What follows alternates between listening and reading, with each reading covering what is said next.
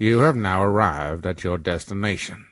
Sonali, this is such a joy to do. I can't believe it's taken this long. I think we first met about 7 years ago, back when I was actually young and cool. But thank you so much for joining me today, and this is such a joy to do.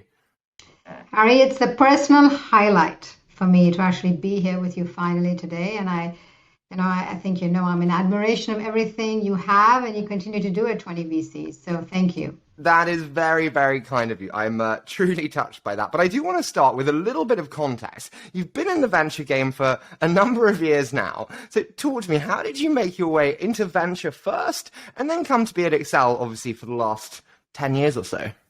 14, yeah. 14. So maybe if you will allow me, I'll take you back a little bit longer, because I think the history kind of always predicts the future. So I grew up in India in the 70s and 80s, socialist India. And what I mean by that was choices were limited. There were like 2 choices of soap. There were 2 TV stations, and, means were limited too. So I always knew I had to be a professional, quote unquote. So that was kind of the job career market. There wasn't much business at the time. And being a professional meant, at least in my house, from a very young age, I was either going to be a doctor, hold your breath, I was going to be a chartered accountant. I had no interest in any of these 2 things, and I think I got to get myself out of here. So I decided to do that. The only problem being is I had no money. I had never been abroad, and I wanted to go to the US. So I kind of camped out at a building, which I don't know if it exists in other countries. It was called the USIS, United States Information Service. I would literally go there every day after school. I would climb a ladder. I would pick up this big fat book with frayed edges about how to apply to America. I swear it must have been like 5-10 years out of date. I have no idea. I followed the instructions, and by some miracle, I landed up on the East Coast of America with a full scholarship at a liberal arts institution. So, can I just dive in there and just ask, were you very nervous? I mean, it's incredibly intimidating as any young person moving across the world on your own. How did it feel? I don't think I've ever been bolder, more ambitious, more entrepreneurial, more scrappy, more resourceful. I feel like I was my startup. Does that make sense? Yeah. And I was so completely confident that this was the only way that I could forge my own life.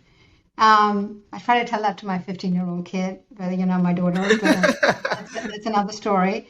So no, I was not even slightly nervous. I didn't even know when I'd go home. So I had no idea when I'd be able to sort of afford to go back. It was really like a one-way ticket. But it was, it changed my life. It changed my family's life. So clearly the best move ever.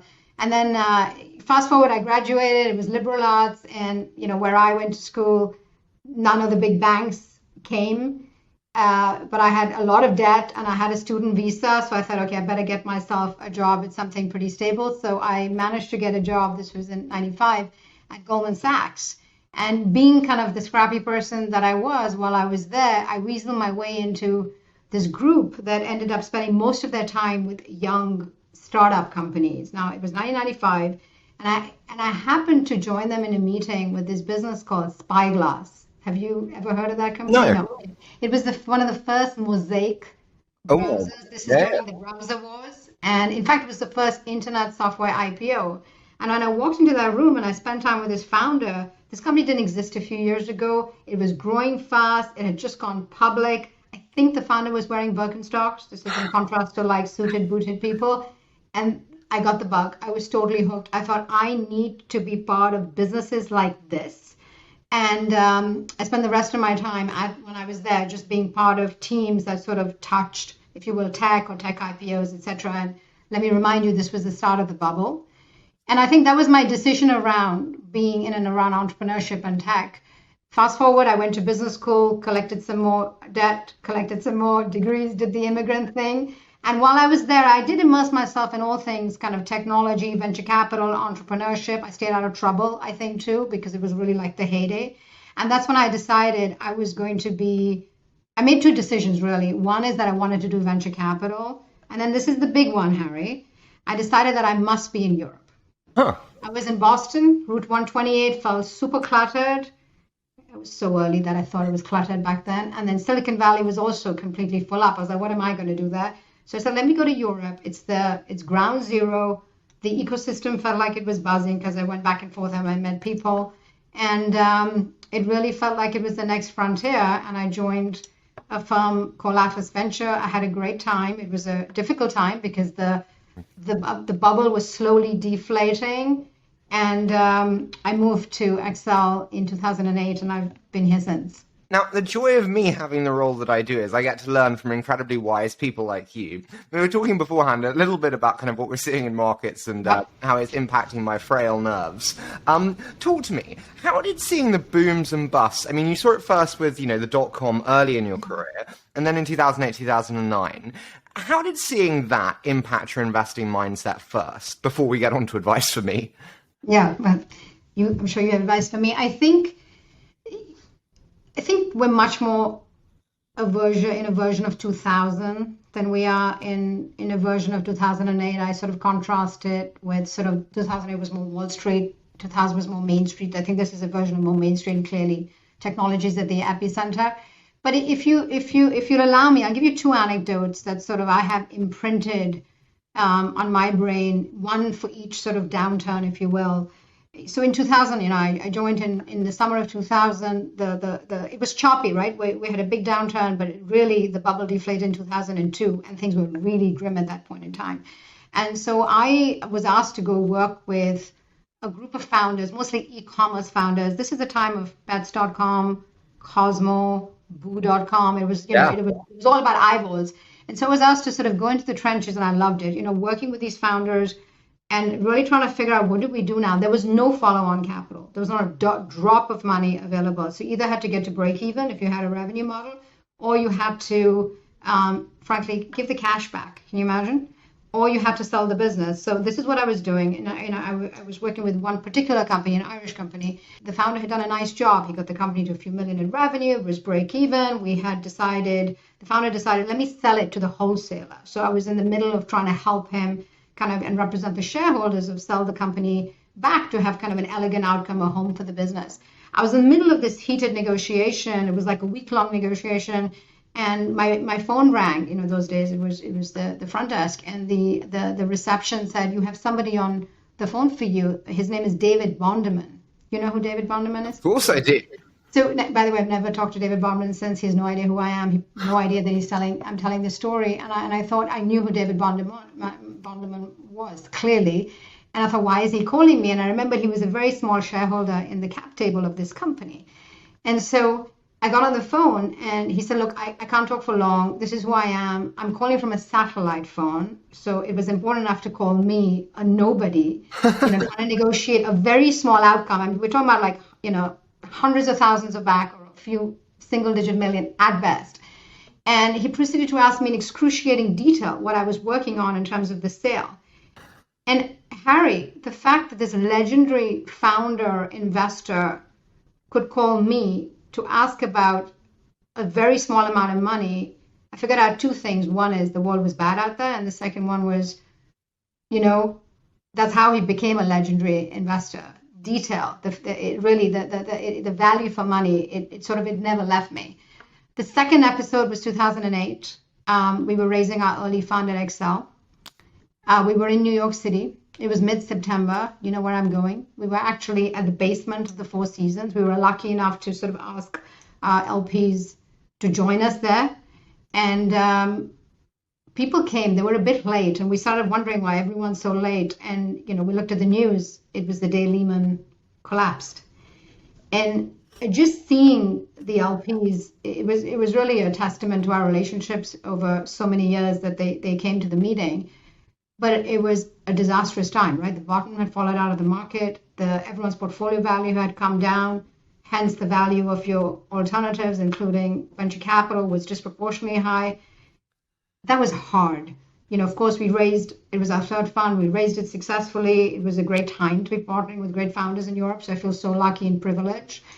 But I can tell you, both those incidents, periods, taught me the value of the capital and the importance of being a fiduciary, if you will, to the founder, to the shareholders, to our LPs. And we just were talking about that, Harry, weren't we, before this how you're a fiduciary. So those are my two kind of anecdotes. At a high level, what I'll tell you is what I really learned is that probably two things. One is never stop investing.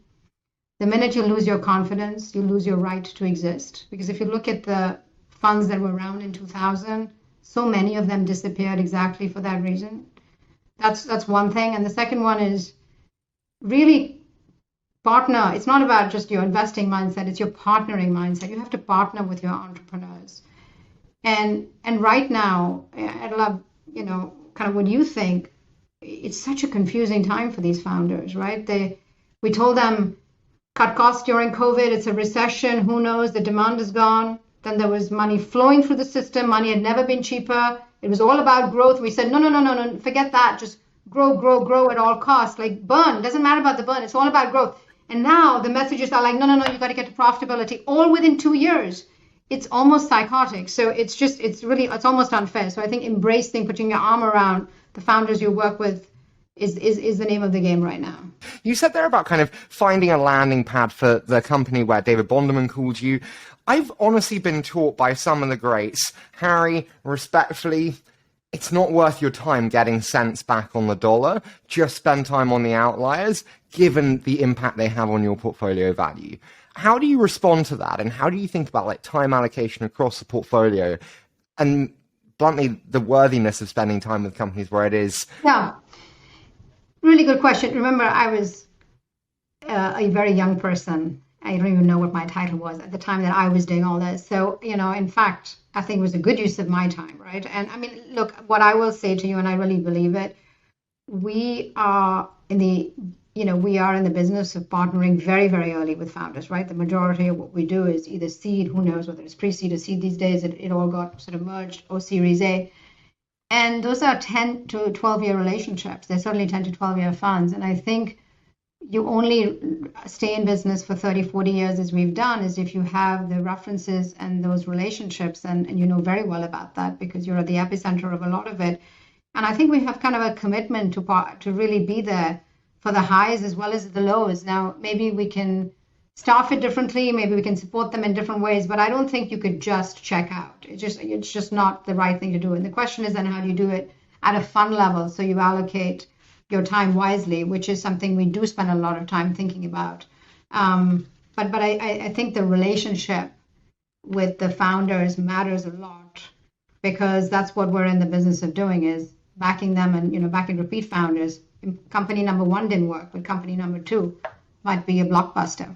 Yeah, no, listen, I totally agree with you in terms of kind of the long-term nature of the relationships. You also mentioned 2008 and the day Lehman crashed, obviously, and I'm most interested by the book value that you mentioned there, because we're seeing this now where I was on the phone with LPs this morning and they're like, our private books are about to get obliterated. They're not yet, but they're about to. My question is, are we going to see managers be extremely proactive in revaluing their books? Are they going to be delayed in doing so? How do you expect this to play out in the next 6 months? Yes, so what I'm really surprised at, Harry, because I sometimes check where things are sitting, because we're now going to be soon in our 40th year, we've always seen that it pays to be kind of a combination of conservative and realistic. And so we always have had, we don't make up our own way of accounting. I think you know this in terms of the accounting methodologies. And so we're pretty proactive about taking down the valuations, but they're already sitting at pretty deep discounts. That's us, depending upon, we have various layers of doing the analysis. And I do think people will be proactive because you have to be, but it's going to take time, and it's going to happen much more on the companies that have to have an outside mark, right, in terms of doing a round. And the challenge is that people are just not interested in going out and getting an outside mark right now. They much rather just put their head down and take the capital that they have and keep going. So I think you have to sort of really take a different view as to, is it going to be about a multiple change? Is it going to be about a business risk? There's 2 different things that are going on. There's contraction multiples, and then there are businesses that are being affected. I think we're mostly just seeing a contraction in multiples for the most part right now. And I think there's a little bit of a wait and see, especially given the divergence in the venture. No, I totally agree with you. I do want to, you mentioned obviously the accounting principles that you have at Accel. I spoke to so many of your teammates before the show. I even spoke to Jim and Arthur, who say hello and how wonderful you are. Wow. I really do. I just like talking to people, honestly. But I was chatting to them, and pretty much everyone used the same word to describe you, which is the glue of Accel London. And I thought it was just a very striking thing that so many describe you in this way. What do you think they mean by the glue of Accel London? And what do you think you bring to bring that cohesion and stability? I think it's all of us, right? There's no one person who can be a glue. It's really a many to many relationship. I probably just like articulated a lot, and I'm very loud, unfortunately, so maybe my voice gets heard a lot more. I think what we care a lot about, what I talk a lot about, is creating an environment where you can really be the best version of yourself and do that authentically. Because everything else, and you've discovered this, is so hard. You have to be comfortable with yourself, and you have to really kind of exercise your voice and figure out how you can be the best investor with what you bring to the table. And so that's easier said than done. And you need to do that over a 10-year period, because that's your commitment to your founders, that's your commitment to investors. And so what does that mean in practice? It means there's a lot of communication. So constantly pulling people in, giving feedback, asking how they're doing, kind of keeping an eye on when you see somebody sort of is not kind of as active or as happy as they were. I remember I had a review once, and it was at the end of the year that I was given this feedback, whatever the feedback was, let's not talk about that. And I thought, why are you telling me at the end of the year? If you had just told me, like, in Q1, I could have course corrected, and then you wouldn't have had this impression for me for 3 quarters. And that really stuck with me, and I kind of made a commitment, and we have a commitment that we give real-time feedback. And because of the way we mentor, we're actually able to do that. So that's one thing we do. It's a lot of communication. I think the second one, which I think shows the commitment to the talent and the people, we hired someone who's only responsible for talent for the team at Accel a few years ago. Have you seen Billions? Yeah, of course. I love Billions.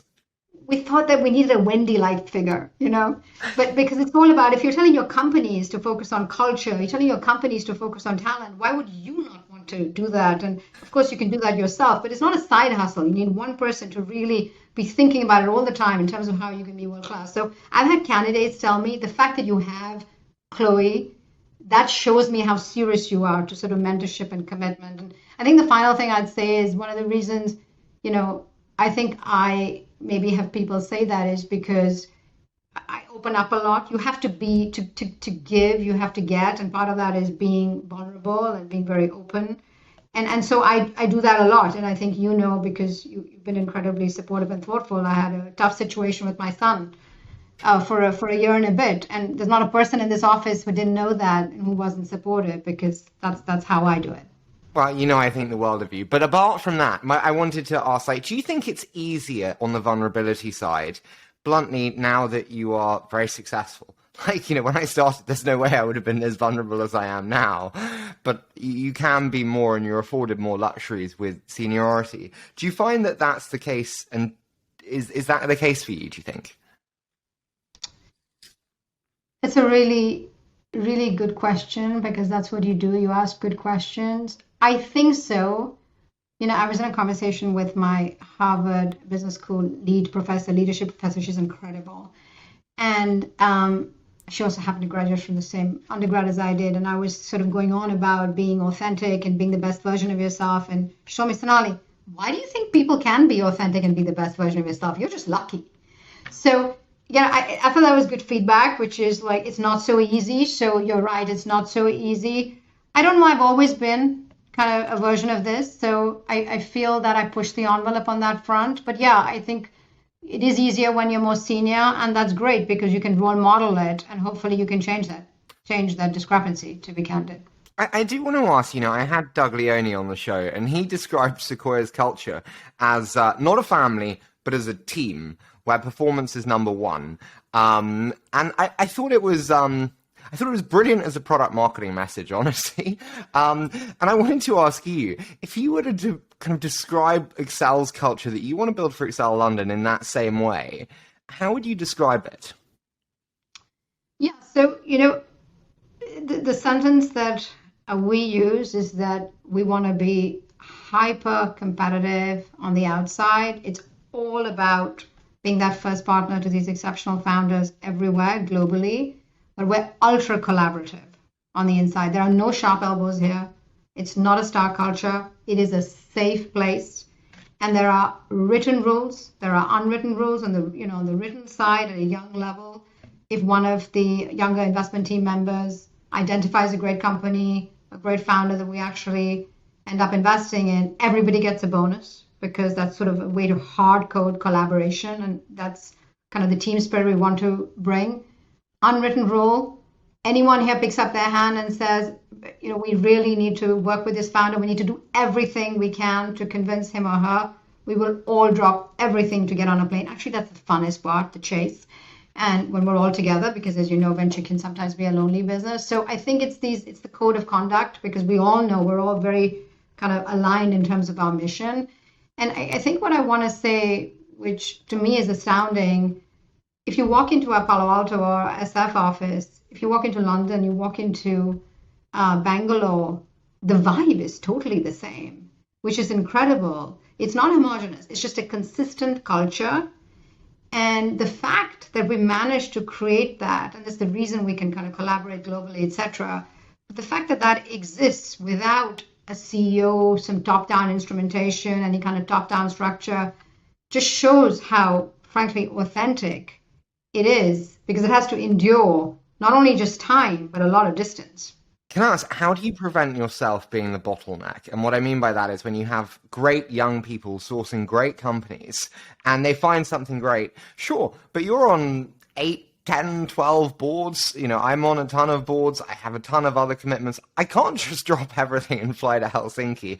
It's not that easy, like it isn't for you. Like, how do you prevent yourself from being a bottleneck in decision making consistently? I think the reason we've done such a nice job in terms of really nurturing kind of many generations is because we're all good at delegating. At the end of the day, you have to empower the right individual to be able to make those decisions and help them, support them, help them win. But there's a time to start, right? So I think for the right person, they'll be on the plane and they'll be making the call with a team. If we can't be there, one of us can't be there. But I think, so we really empower people maybe earlier than they think they're ready, but they're ready, if that makes sense, because we've seen it. We have pattern recognition. And it's the second thing is what I said. We genuinely drop things to support people. There's nothing more important than the team here and the team winning. Do you know, I remember when Be Real was happening and Julian called me from Andorra and I said to him, where are you, buddy? And he goes, I'm in Andorra. I said, do you know where the founder is? No, but it's a small country, so I'm going to start knocking on doors. I was like, and it was during the lockdown. I didn't even know where Andorra was, but we made it. It was fun. I thought it was hilarious. It was the most funny call. I do want to talk about that because you said about kind of the delegation and the ambition of the younger team members. Yeah. They've also got to want that and be as ambitious internally. And so I want to talk about talent detection a little bit because time and time again, you've done incredibly well building this junior team. And so if we think about like what to look for, when we spoke before, you said to me, it's not about can you work a spreadsheet or produce a waterfall outcome scenario plan. Very good for someone like me to know. So when you're in those interviews, what are you looking for? And what qualities do you really want to uncover and tease out? Yeah. So I think we figured out a while ago that we don't have the operator pool here back in sort of the late 2000s.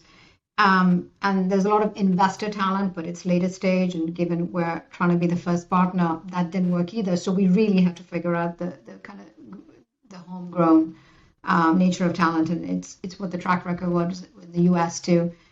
And, I think we did pretty well in the early days. And we did do exceptionally well. Maybe not on spreadsheet is a very tiny component of it, but, the analytical rigor, the clarity of thought, or just being able to distill the facts down to a few elements, if you will, kind of a lot around the IQ side. And we thought when we made mistakes, what we were getting wrong was kind of the emotional characteristics and really the who as opposed to the how or the what.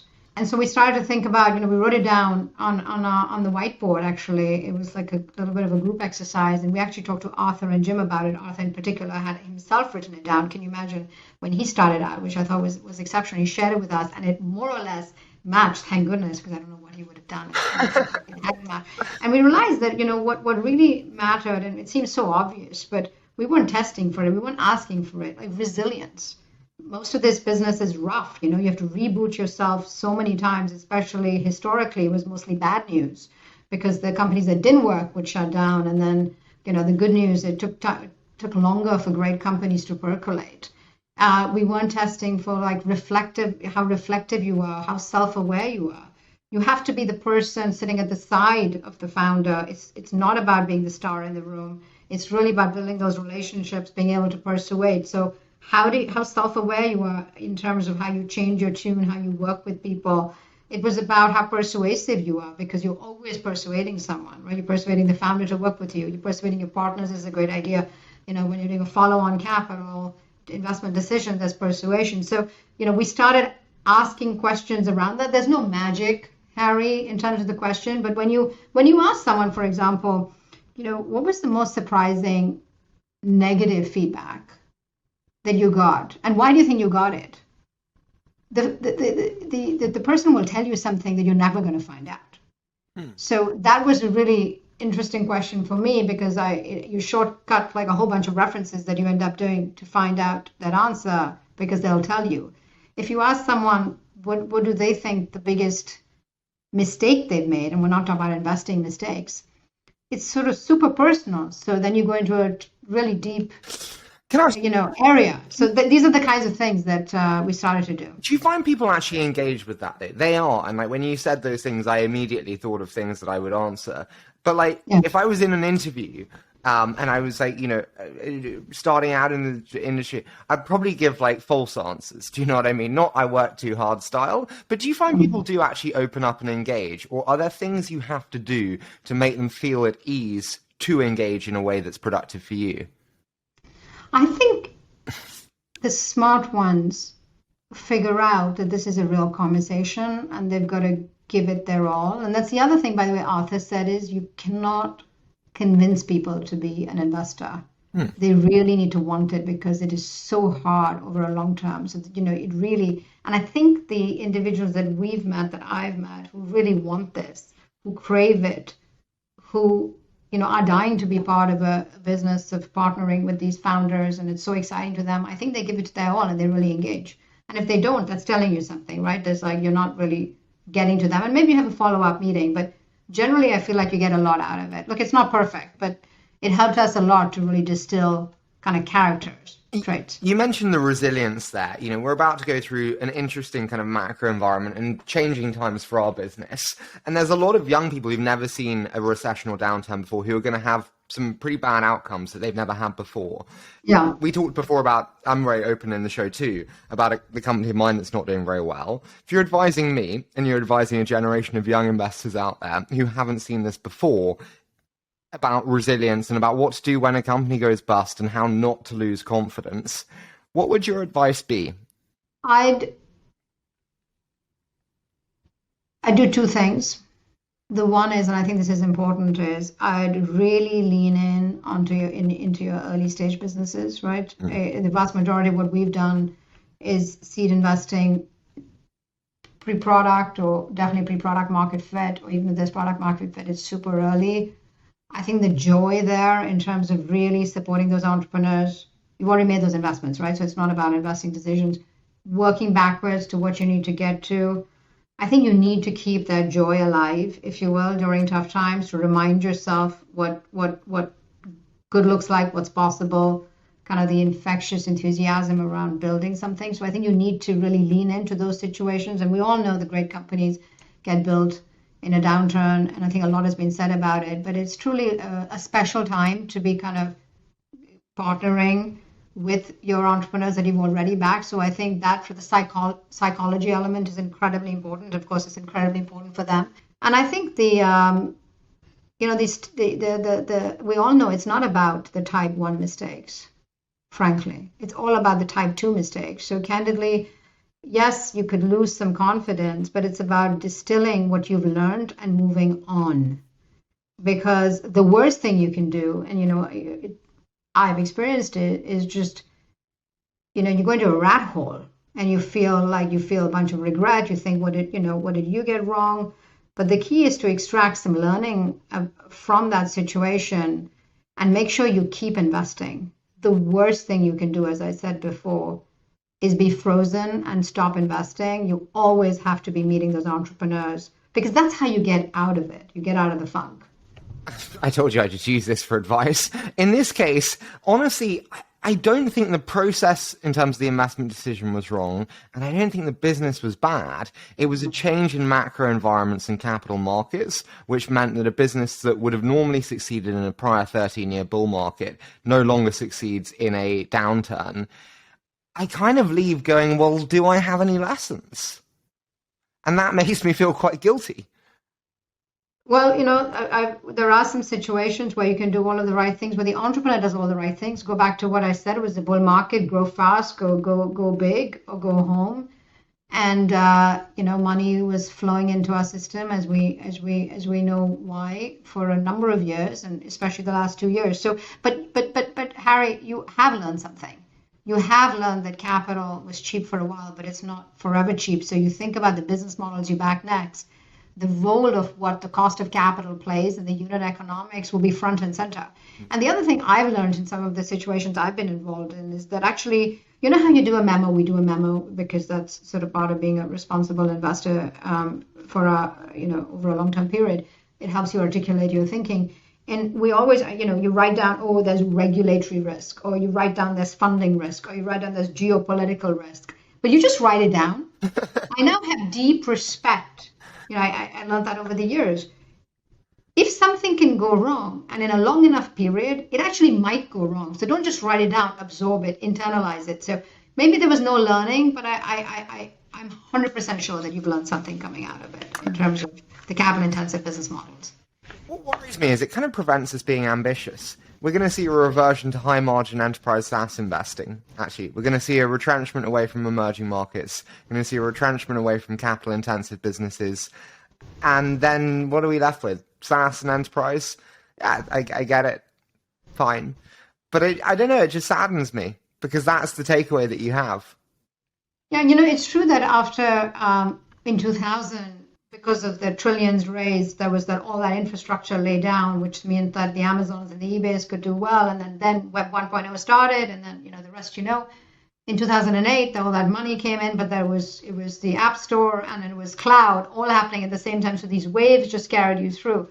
I'm not worried about us losing confidence, not backing the outliers. I mean, we invested in Spotify in the end of early 11 is when we were talking to them. It wasn't kind of the most obvious time either, and was an incredibly bold plan. I think these exceptional founders absolutely are there. They have the confidence. They have the attention now.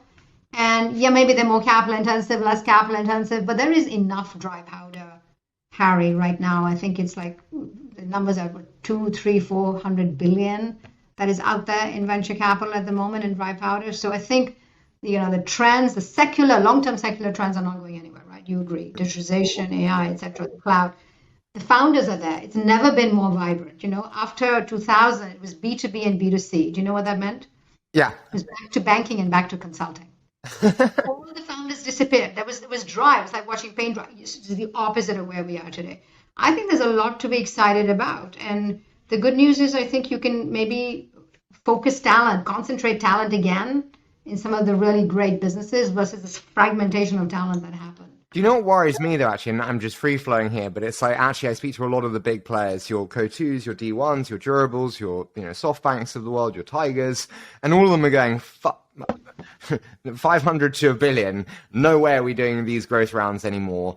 Wow, we can pay 50 instead of 25 at seed and put in 5 on 50. Great. And I think we're going to see the migration of capital from growth to super early, and then actually price inflation at the seed like we've never seen it before, ironically. I'm concerned about that. How do you think about that? Yeah.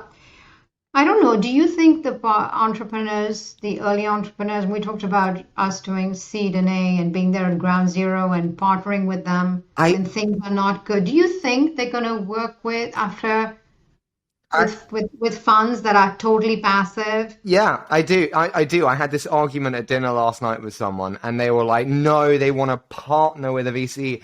Honestly, they don't really. If you give them 5 on 50 versus 5 on 20, they'll go great. Thank you. That's really. You know, Harry, I have more faith because you know what? I'm seeing situations, and you're seeing them too at the later stages, that some of the crossover hedge funds, call them what you want. You know, it's not easy to work with them when things are not going so well, right? And they're nowhere to be found. And I really believe that entrepreneurs talk to other entrepreneurs, and it's, if anything, you want someone to call. I'm in a couple of these situations right now, and the founders tend to call their ground zero investors, even after like a cap table or series A, B, C, D, E, F. You know, it tends to be the case that they want to be able to, there's alignment around being early, frankly. And I think that that never goes away. I mean, just the other point I want to make, because the reason you might take this capital is because they'll come later. But it's not so obvious that they will come later, right? And it's, so that's because people are not investing anymore. And I think that's something that the founders care a lot about. And maybe just a related point to a previous question around these capital intensive businesses not getting funded. One of the reasons there was such capital intensity was because of competition, because you had, you know, so many companies in the QSR, like in the delivery space, and I can keep going to 10 other spaces. And now maybe there'll be a couple. And back to the concentration of talent, there'll also be a concentration of capital. So maybe that's not always a good thing, but I think largely it's not a bad thing. It's the way it used to be. But I digress. My answer to you on the other question is I believe that it reverts to relationships, and founders care about, not all, but a lot do, and enough of the great ones will. No, listen, I hope so, and I think you're absolutely right. I think also, especially for founders that have experienced great partners and great board members before, you definitely see them appreciating the value. So I hope so, and so I I will take your optimism on it. I do want to ask, we mentioned kind of like investing styles and like what I learned from like this challenge that I'm going through. When we think about your investing style, how has your investing style changed over the years, Sonali? And at that points, like this one will be for me, my first company not going well and probably going bust, where it really changed how you think. Yeah, so, you know, one thing that I really honestly could not say I understood is how great was. I mean, yeah, we read about it. We all knew about these great, incredible businesses. I read the Facebook memo, but I wasn't on the Facebook board. And so it's only when you're confronted with it in reality that I think you realize what uncapped kind of exceptional greatness looks like. And I think Spotify is a great example where we invested. It was unfortunately not the first money in, shame on us. But when we invested, it was sort of 70-ish million in gross revenue. I mean, it's 10 billion now. And it was about 1.5 million paying users. So still tiny in a world of, you know, where it could have gone. And we had no idea that it could get as big as it ultimately got. Yes, we dreamed, etc., but it was never at the same kind of range of what it eventually, of what Daniel Ek was able to achieve with that business. So I think it's only when you see it close up that you really start to believe it. And, you know, learning is all about seeing. So I think that's probably was my big learning in terms of how uncapped this business can be. People told me, but it's only when you experience it do you believe it. Can I ask you, given that the best are so uncapped in many different ways, and that's something that I've learned from doing a series called The Memo, where, you know, everyone pegged, say, Twilio at 3 billion, and, you know, at points last year it was 60 billion. Consistently, we always underestimate the size of our winners. Is there any point in doing outcome scenario planning in that case? None. Totally none. You know, the truth is that when you have conviction, and this is my other big lesson, when you have complete, unadulterated, visceral conviction around a founder and what they're doing, just find a way to partner with them. Just find a way. And it's great. We do the work. We're very thoughtful in terms of prepared mind. This is what allows us to do that. I'm sure when you had our founders, Jim and Arthur, they talked about prepared mind, which just for the benefit is it was a term coined by Jim and Arthur after the quote of Louis Pasteur, which is chance favors the prepared mind. And you have to have luck, you have to have serendipity, but you better be able to recognize what good looks like, you be able to recognize what makes for a great founder in a certain business, right? Because it's also about where the space is. And I think when you have the magic of that founder and the magic of actually being prepared in some way or fashion around the category, it's really explosive. And I think that's also been a big learning is you can do all your outcome analysis. It doesn't really matter, especially if you invest as early as we do.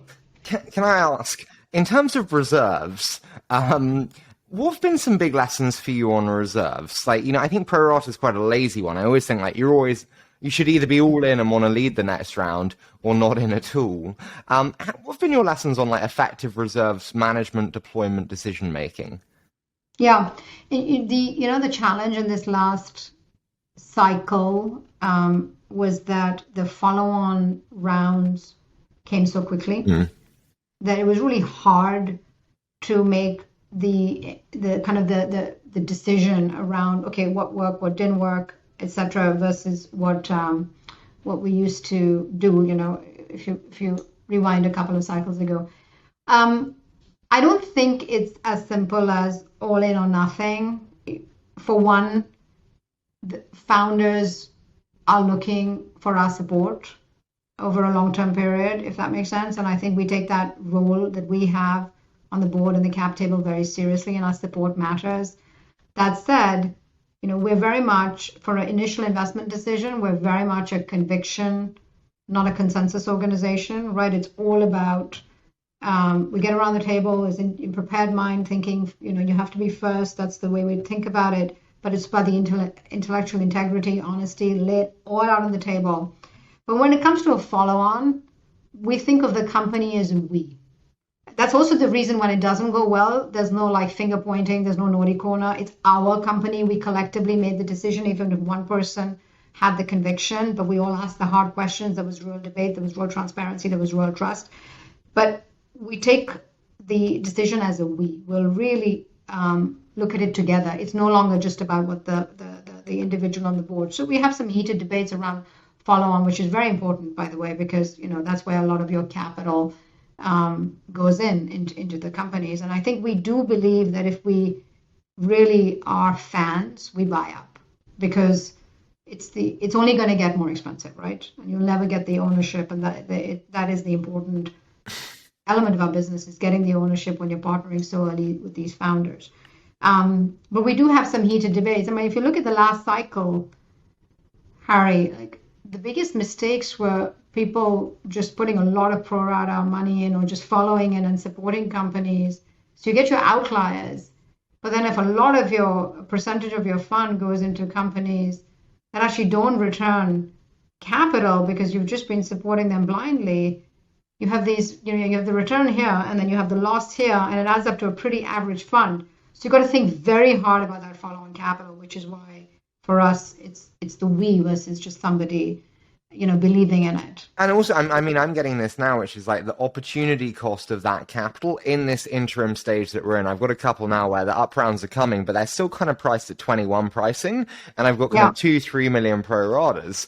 And I'm looking at it going, well, I have a very limited fund size. I would rather actually have that 2-3 million across 3 deals, or 9 in total, to deploy in depressed pricing that we'll see over the next year than in this 21 pricing that's coming now. Do you see what I mean? I think people forget the opportunity cost of that capital. Yeah, totally. But at the same time, it's either you believe or you don't believe. Does that make sense? And then if you believe, you should allocate funds and actually even buy up. But this is a great time to buy ownership in the right companies. But yeah, if you think the pricing is out of whack, then it doesn't make sense to go deeper. What do you do when you lose faith in the founder, when you don't trust them anymore? I've had this and I don't know what to do either? That's hard. It's the other lesson I've learned because it's happened to me, and I spend all my time before I invest. And it's something we talk a lot about. We always ask when somebody's presenting, well, who's the founder in the room, or when somebody's talking about partnering with someone investing in a company, we say, who's the founder? How do you feel about it? And we all know this, we talk about it. But I think the questions around the founder, around their ambition, it's something that is the core piece of the discussion when going in. I only mention that because if you put a spotlight on that, you can maybe make less mistakes. The speed at which we all went in the last cycle wasn't conducive to that, to some of those discussions, but you can still try, and we did. I think when you lose faith in the founder, I think it's very hard because, as we all know, it's all about backing the founder. And I think you are able to have open discussions with the founder to ask them, where are we going? What do you think? I think you have to be open if you feel like you have the support of the board and you actually can have an open, non-defensive chat with the founder. I've certainly had to do it. It's not easy. The way to mitigate that is not get into that situation in the first place. But I think we owe it to our LPs, we owe it to ourselves to be able to have open and authentic discussions. And by the way, there's very few of those discussions that happen. It's become a cheerleading market. And I hope that goes away with this current cycle, but it's pretty dismaying to see where the market had got to. It was like fragmented cap tables, party rounds, and a lot of cheerleading. You would be amazed at the kind of middle-aged man that I sit on boards with who go, Harry, from the podcast, you always seem so nice. And then, you ask quite tough questions in person. Gosh, I'm glad you're here, because otherwise we'd have to be really mean. I'm like, oh, fuck. They put it on you. Nightmare. Can I ask, in terms of, mistakes that you've made investing, are there any that stand out to you? I've made some crackers. Are there any that stand out to you? And what were some big takeaways for you from those? It's always about the type 2, right? Yeah. You're asking me type. It's the ones that you let get away. So sorry, type 1 versus type 2. What does that mean, Sonali? Okay. So for me, it's false negative versus false positive. The false positive, it doesn't work out. You can only lose 1 time your money. But the false negative, when you say no to an outlier business, right, to a founder that creates an exceptional business that could have returned the fund multiple times over, that really hurts. And so those are the ones you really have to learn from. I think the one mistake I made 2 mistakes, I think, and I try to go back and really learn. And we actually do this as a group. We put all the companies down that we got wrong, and we really figure out why we got it wrong as a group, and we try to learn from each other's mistakes. So there's real vulnerability there, and I think that allows people to kind of admit and put their hand up too. But what we do is what my mistakes have been, one is I kind of fixated on market size. It's so silly because the great founders, they just create adjacencies, they change user behavior with beautiful products, and I completely got that wrong because the markets, they look small. Clearly, if it's very small, it's very obvious. But generally speaking, founders can do some magical thing in terms of creating multiple products or just delighting users in a way that they kind of buy things that they never thought they ever needed.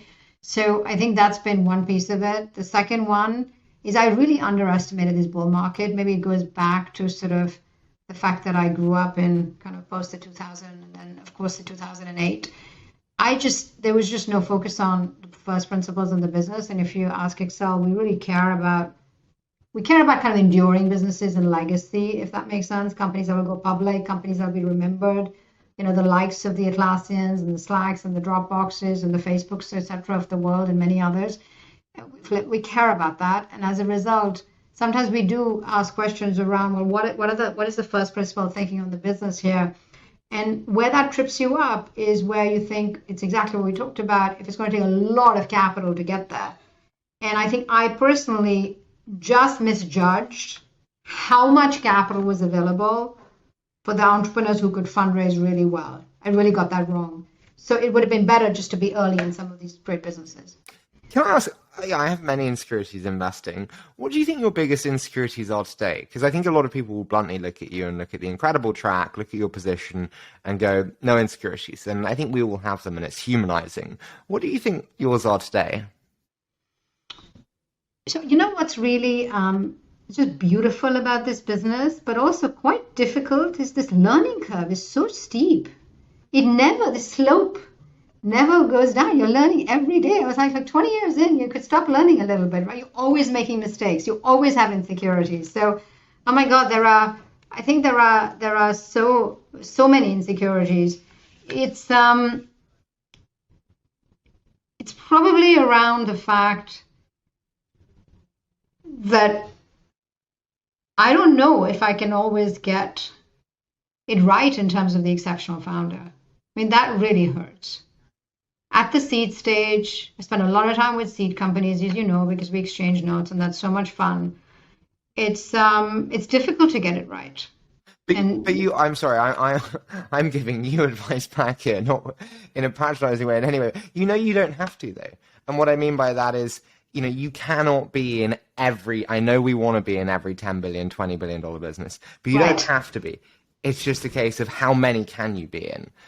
And anything that takes you away from being in the next Drew Houston or next Daniel Ek or you name it, you want to remove. But you don't have to be in everyone. No, you're absolutely right. Yeah, so that's the answer. So good answer, Harry. That's your own question. Sorry, no, but I totally agree with you, and I totally get that.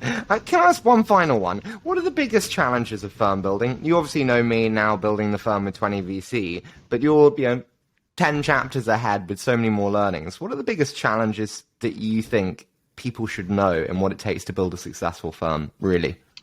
Yeah, so it's interesting because I think the timing is quite unique in terms of European venture, right? We both know that.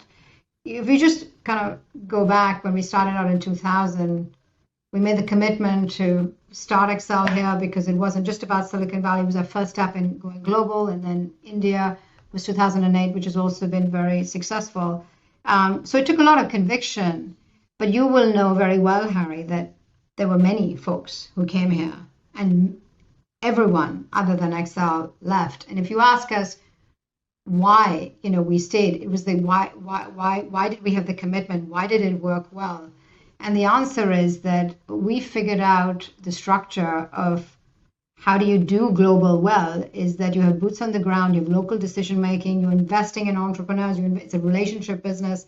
You need to be able to make that investment decision sitting across the table and, not from thousands of miles away. So we got that structure right, but it took a lot of blood, sweat, and tears to kind of evolve how we do global great, but local decision making very well too. So that was sort of a structural consideration, if you will, that has really stood the test of times, and we're kind of very proud of what we've achieved. And I think that was always a challenge in terms of what we're trying to do here. Maybe the second challenge is, I don't know how relevant that is to what you're doing at 20 VC, but I'll tell you for us what it was is really honoring our commitment, which is on the 10, which is great founder, great ambition, we will back you no matter where you are. So it meant going very early to Russia, to Vilnius.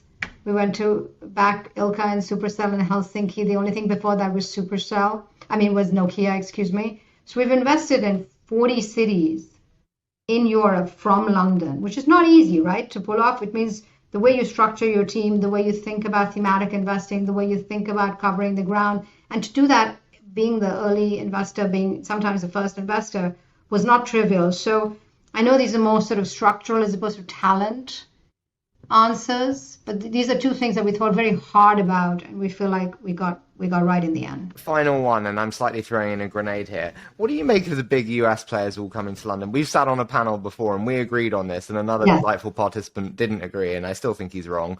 But my question to you is everyone's like, oh, all the US teams are in London. How do you respond and feel about that? I think it is a sign of a maturing ecosystem, right? We all know how vibrant and exciting it is here, and it truly is, right? I think the downturn here is not going to change the fundamental of the great entrepreneurs in terms of what they're building. So I think it's a sign of the fact that it's a very interesting market to be in, and how do you say you're a global investor if you haven't figured out Europe properly? So it had to happen. But the reality is it takes decades to build the capillary networks, the relationships, to really honor that commitment, as I said, to the founders, which is what we've been doing. And what surprises me is that I've heard some verbiage around, well, Europe has just happened and we've discovered it. Isn't that interesting that we've discovered it? And that's surprising to me, because we all know it's been 2 decades of hard building here. And I think the first, second, third generation of founders, they know exactly who's sort of put in the blood, sweat, and tears. Sorry, I remember when that piece came out. I mean, we're going to edit this out, but I'm friends with the head of marketing at Sequoia, and she was just like, oh my God, we've tried so hard to make friends and we just shot ourselves so badly. Listen, but in answer to the question, I mean, another relation, I think, how you do decision making in early stage investing is critical to making it work. You really need to be on the ground. You need to be across the entrepreneur. You need to make decisions there. The partnership needs to be there. Do you need to have a separate fund structure? We have a lot of other firms who have people on the ground, partners on the ground, but not a separate fund structure. I don't know if it's about the fund structure, whether you're Accel, wherever you are. I think it's about the local decision making that's absolutely critical. And clearly the best way to do that is to have the vehicle that allows you to do that in a seamless way. But to me, it's less about the kind of the back end to it. It's much more about how do you make sure you can be agile and dynamic with the entrepreneur. Yeah. No, listen, I totally agree on that in terms of decision making. I do want to move into I could talk to you all day. I want to move into a quick fire round. So I say a short statement, you give me your immediate thoughts. Does that sound okay?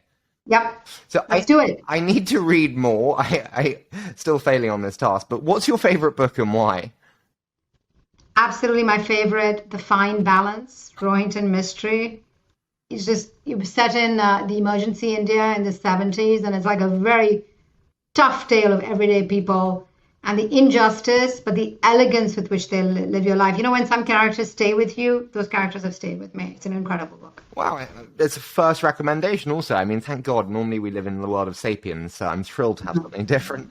Tell me, what's your biggest strength and your biggest weakness? 30 seconds each.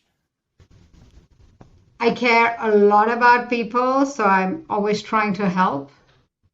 Biggest weakness, I'm a worrier. I'm an Indian mother. I worry. I did actually get that from a couple of teammates. They were like, yeah, everything she worries about. Yeah.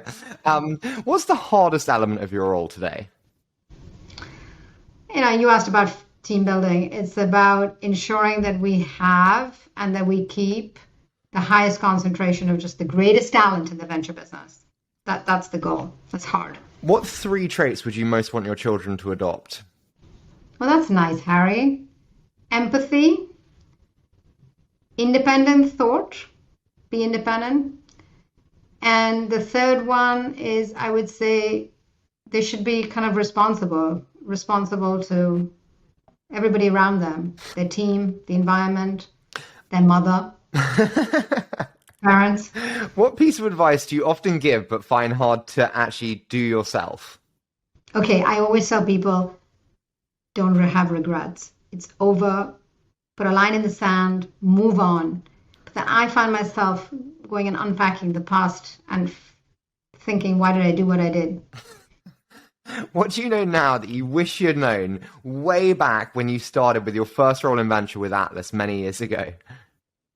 Oh, it's what I said, how exceptional great founders can be and how incredibly ambitious some people are and what they can build. Final one.